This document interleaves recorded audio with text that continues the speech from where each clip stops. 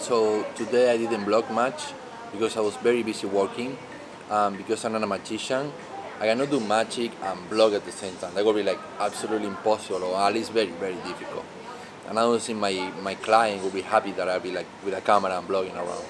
So not much blog today. Nevertheless, I'm gonna just give you a little bit the idea of what's happened today. Today I work for a very exclusive Chevrolet company. I'm not gonna tell you yet the name of the company because I've been working with this company for quite a while. Um, the thing I learned from today is that the people in this city in particular, they have loads of money, but very little sophistication.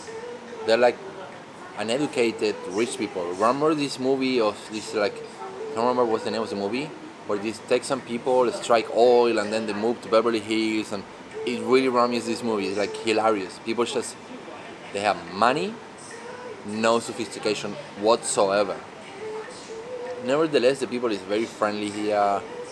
Two thumbs up for the people here. They're like friendly, kind. You just hope for them to get educated. That's all. Another thing is the skyline in the city. You probably saw from yesterday's blog is insane. It's like wow. Like, and I have that view in my hotel. I have this view in the restaurant in my hotel, and you just walk like I don't know 500 meters. I can just go to the river myself where people is fishing there. Even though I saw people swimming yesterday in the river, and the view is like something like it's spectacular. It's probably like might be even nicer than the view you can see at the band in Shanghai. Actually, I'm going to Shanghai very soon, so I'm gonna compare the both of them. You are gonna be able by watching my blogs to compare both nice skyline like in the band and in Nanchang River. It's spectacular. It's like it's really really impressive with the view. You know the skyline at night is amazing. And then I didn't go out much, but the little I go out, it's like just any other city with like very crowded places and shopping malls and I'm not surprised at all with the city. It's just like any other city in China. Another one thing that I want to remark that I wanted to do this video a while ago in which I wanted to talk about today and in Nanchang, which I believe is somewhere on the center of China. It's on the west, not too much on the west, not too much on the east, not too much on the north, not too much on the south. It's a little bit more on the south, but it's not really considered south of China. And something that I want to talk about is that I spent half this month in North China, in Sichuan, and half this month in Xiamen, southern China. And now I'm on the middle of both, more or less. And I think I'm probably gonna need to go and check on a map. Is it like as insane or not?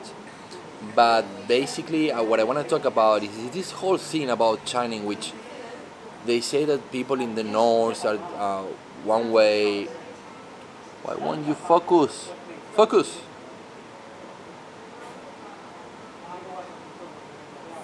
There it is. So what I wanted to talk about is lock that settings. Cool. So what I wanted to talk about is about how many people talk about how the people in the north of China they're completely different from the people in the south of China, and I wanted to like talk about it because I actually live in Beijing for 8 years, and I live in southern China in Xiamen for 5 years, probably more, probably 6, and then I think I got enough experience in both north and south of China, and particularly in this month I've been half the month in north of China, half the month in southern China, so I kind of like get a quick view of both almost at the same time, like just spend a few days here, a few days there, and now I'm right in the middle. Um, Something interesting is like probably the first thing that people will say about North China versus South China is the people in the north of China are taller. And it's true. It's funny, but now that I've been there and then I come back, and it is true. People in north of China are actually taller, but just by this, just by very little. It's just slightly taller than the people in southern China. So let's say the average height in northern China is for guys is 175 centimeters, while In southern China, maybe it's, I don't know, 172 centimeters. There is a difference, but it's not a big difference. It's not like in the north of China, they're like basketball players, and southern China, they're like midgets. They're smaller, yeah, in southern China, and they're a little bit taller on the north of China. Um, Another difference is about beauty in the girls. That's something I want to remark as well.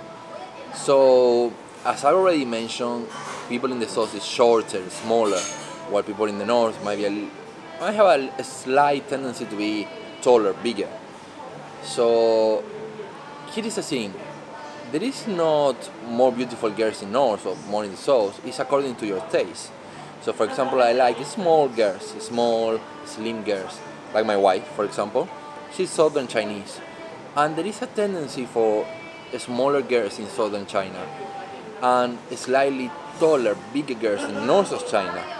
Another difference is that the people in general, not just girls, but the people, they in southern China they might have the nose a little bit more rounded, the face more rounded, and even smaller faces. While the girls and in general, all the people in the north will maybe have a nose more like mine, like more sharp. Also, the whole um, face is more like sharp, like more bones and the jaw coming up, and it's a slight difference. Again, it's not like people in the south like the face like a pole and like they're like a football or something, like very rounded and the nose very rounded.